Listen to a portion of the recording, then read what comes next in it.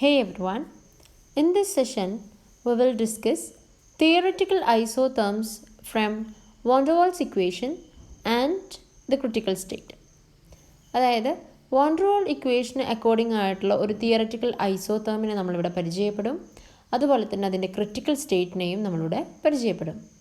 ഇതിലൂടെ നമുക്ക് van der വാൾ constants എയും ബിയും എങ്ങനെയാണ് critical constants V C P C T C എന്നിവയുമായി ബന്ധപ്പെട്ടിരിക്കുന്നത് എന്നുള്ളതും നമുക്ക് മനസ്സിലാക്കാനായിട്ട് സാധിക്കും. Van der Waals equation for 1 mole of a gas നമുക്കറിയാം. P plus A by V square into V minus b is equal to R T. ഇതെല്ലാവരും ഓർക്കുന്നുണ്ടല്ലോ അല്ലേ? സോ നമുക്കിനി ബ്രാക്കറ്റ് ഓപ്പൺ ചെയ്തൊന്ന് മൾട്ടിപ്ലൈ ചെയ്ത് നോക്കാം. So P V minus P B plus a by v minus ab by v square minus rt is equal to 0. ഇനി ഈ whole ഇക്വേഷനെ വി സ്ക്വയർ ബൈ പി എന്ന ടേം വെച്ചിട്ട് മൾട്ടിപ്ലൈ ചെയ്യുന്നു. സോ മുകളിലുള്ള ഇക്വേഷനിലെ ഓരോ ടേംസിനെയും നമ്മൾ വി സ്ക്വയർ ബൈ പി വെച്ച് മൾട്ടിപ്ലൈ ചെയ്യുന്ന സമയത്ത് V will get V cube minus bv square plus av by p minus ab by p minus rt into v square by p is equal to 0. ഇനി ഇക്വേഷനെ നമുക്ക് rearrange ചെയ്യാം. So V cube minus ഇനി V സ്ക്വയറിൻ്റെ terms ഒരുമിച്ച് എഴുതാം. B plus R T by P, then വിൻ്റെ term ഒന്നേ ഉള്ളൂ, a by P V minus A B by P is equal to 0. ഈ ഇക്വേഷൻ എന്ന് പറയുന്നത് വി ക്യൂബിൻ്റെ ടേംസിലാണ്, അതായത് ഇതൊരു ക്യൂബിക് ഇക്വേഷനാണ്. അതുകൊണ്ട് തന്നെ ഒരു given value of pressure and ടെമ്പറേച്ചറിന് വിൻ്റെ വാല്യൂ 3 ഉണ്ടായിരിക്കും.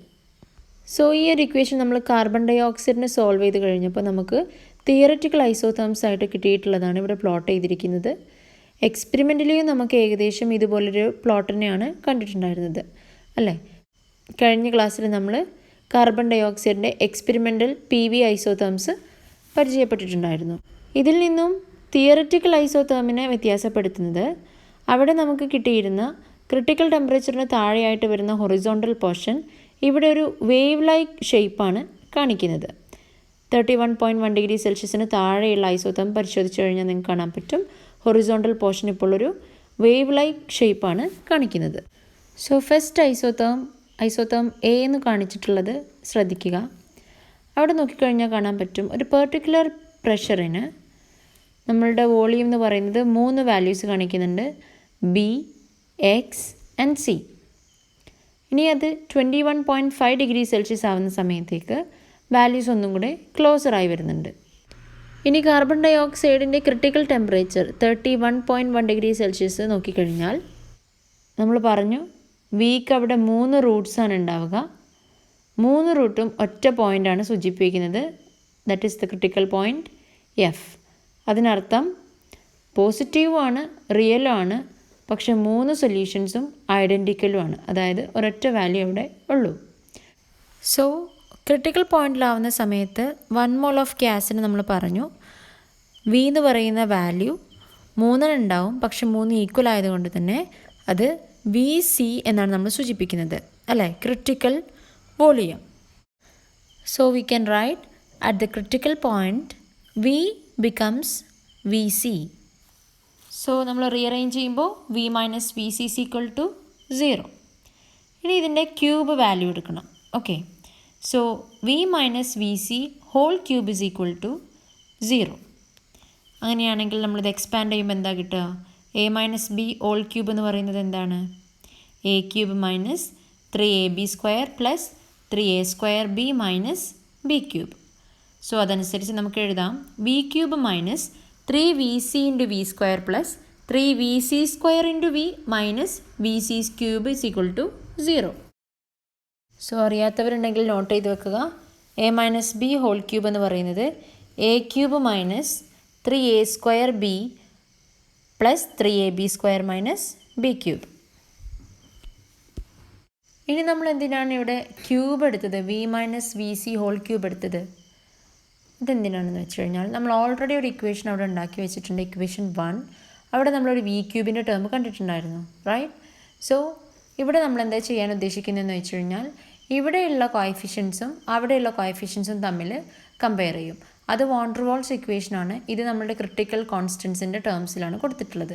അതുവഴി നമുക്ക് എന്ത് ചെയ്യാൻ പറ്റും, വാൻ ഡെർ വാൾ കോൺസ്റ്റൻറ്റും ക്രിട്ടിക്കൽ കോൺസ്റ്റൻസും തമ്മിലുള്ള റിലേഷൻ ഡിറൈവ് ചെയ്തെടുക്കാനായിട്ട് സാധിക്കും. സോ ഇക്വേഷൻ 1 നോക്കിക്കഴിഞ്ഞാൽ നിങ്ങൾക്ക് അവിടെ ഒരു വാൻ ഡെർ വാൾസ് ഇക്വേഷൻ കാണാം.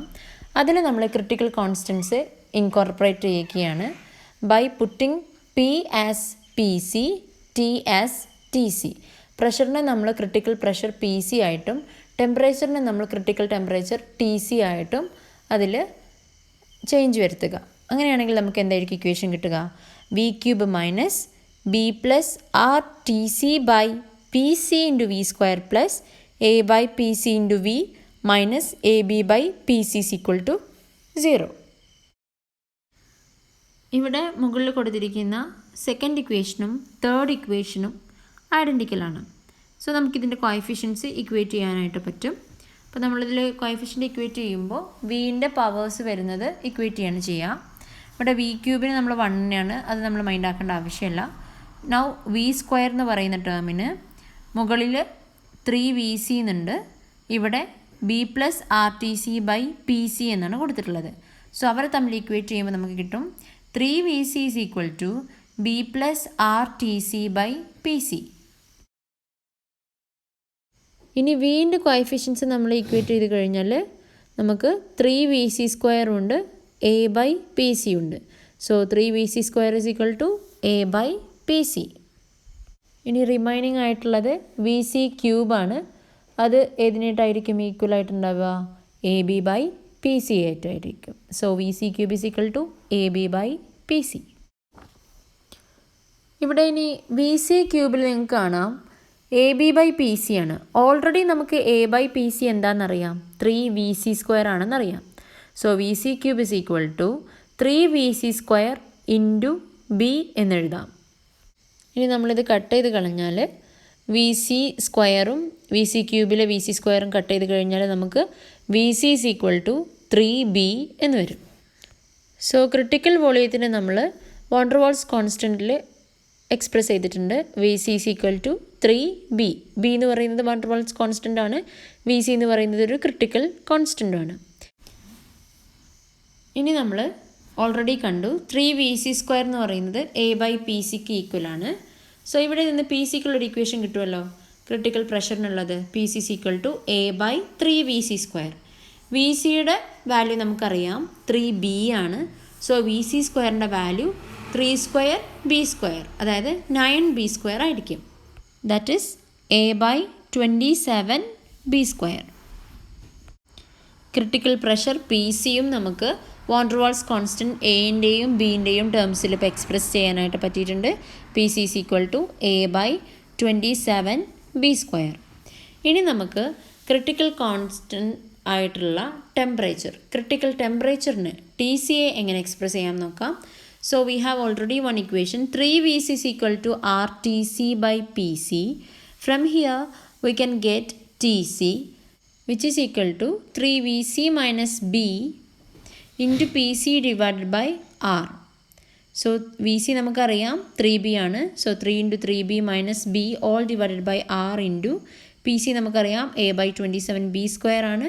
സോൾവ് ചെയ്ത് വരുമ്പോൾ 9b minus b എന്ന് പറയുന്നത് 8b into a divided by r into 27b². ഇനി നമ്മളത് കട്ട് ചെയ്ത് പോകുമ്പോൾ എന്താണ് ബാക്കി ഉണ്ടാവുക?